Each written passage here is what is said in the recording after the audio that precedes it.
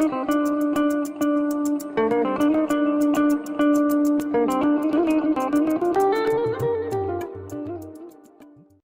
do Hindus worship so many gods is a question we often hear, not just from those new to Hinduism but also from its followers. And the answer? One god, many forms.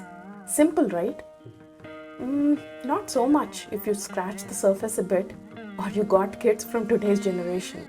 The immediate follow-up question? Why worship only certain predefined forms? Did someone make these forms up just for us to meditate on?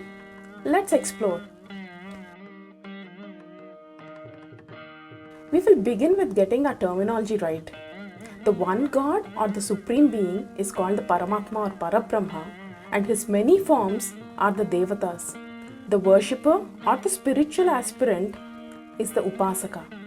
So why did the Paramatma, who is formless and nameless, confine himself to names and forms?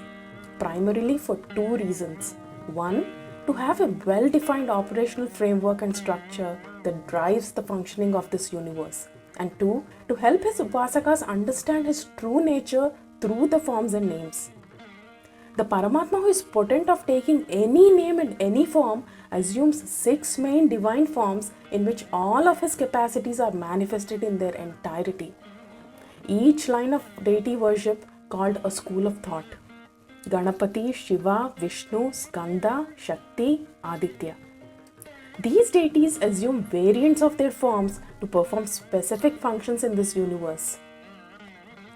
For example, Vishnu in his avatars of Sri Rama, Krishna to protect Dharma, Shakti as Lakshmi Devi, Saraswati and Annapurna Devi to preside over wealth, knowledge, food and so on.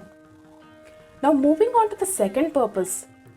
The Parabrahma assumes forms for the sake of his aspirants in order to help them in discovering his true nature.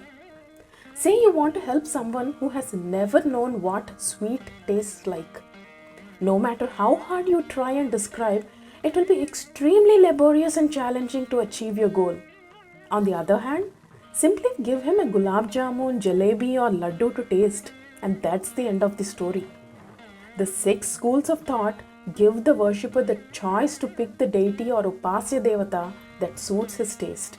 When we look at the world around us, it is easy to agree that it is bursting with variety and diversity. For a creation this diverse, one-size-fits-all formula is nothing more than a myth. In the Puranas, Maharshi Vyasa gives a beautiful analogy to understand the idea behind the many forms of the one God. A freshwater lake that waters various fields via distinct channels. Each channel unique and special in its own way. One zigzag, one straight, one curved, but every field deriving the benefit and experiencing the same waters. Now think of the lake as the Paramatma and the channels as his various forms and the fields his Upasakas. When we as Upasakas recognize this, not only can we tread our chosen path successfully, but also be conscious of the fact that others who may appear to be on a different path are but worshipping the one Parabrahma in another form. That leaves us with the question of what about Indra, Agni, Vayu and Devatas of that order? They are divine forms at a different level who are primarily responsible for regulating the forces of nature. In fact, these divine roles are chaired by qualified beings based on their karmic actions. These beings also go through the cycles of life and death per the space-time laws in their realm. The four-headed Brahmadeva also is a post that functions in a similar manner. Our rishis or mantra drashtas heard mantras when accessing higher levels of consciousness. Every devata form is associated with a mantra. Mantra is the sound energy and devata is its equivalent in form. Well, mantra and yantra are topics for another day. Let's conclude by quoting Dr. David Frawley, also known as Pandit Vamadeva Shastri. A constant criticism of Sanatana Dharma is that Hindus are limiting God by giving God a form and attributes. Hindus assert the opposite and say denying God the power and compassion to take forms and attributes is limiting God, as God is omnipotent, hence there is nothing God cannot do. Having many forms for something is not necessarily a sign of ignorance of its real nature. On the contrary, it may indicate an intimate knowledge of it. For example, Eskimos have 48 different names for snow in their language because they know snow intimately in its different variations, not because they are ignorant of the fact that all snow is one.